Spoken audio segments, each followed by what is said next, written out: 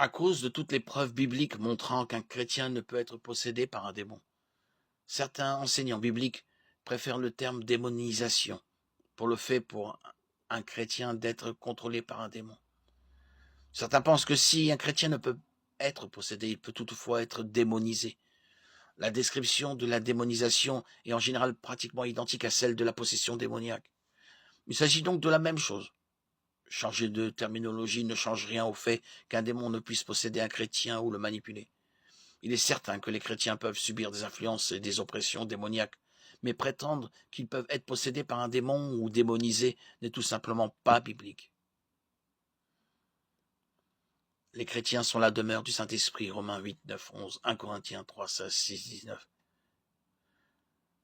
qui ne permettrait certainement pas à un démon de posséder la personne dans laquelle il habite. Il serait impensable que Dieu laisse un de ses enfants racheté par le sang de Christ et devenu une nouvelle créature sous l'influence et en possession d'un démon.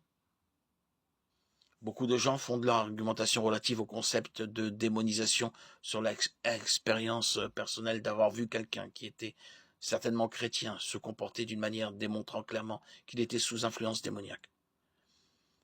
Il est cependant d'une importance cruciale de ne pas laisser notre expérience personnelle influencer notre interprétation des Écritures, mais plutôt de l'analyser en fonction des vérités bibliques.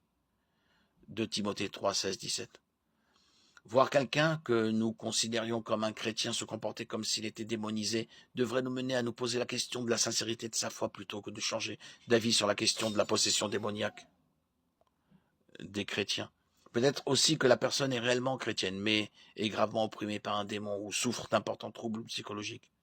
Mais encore une fois, notre expérience doit être interprétée à la lumière des Écritures et non l'inverse.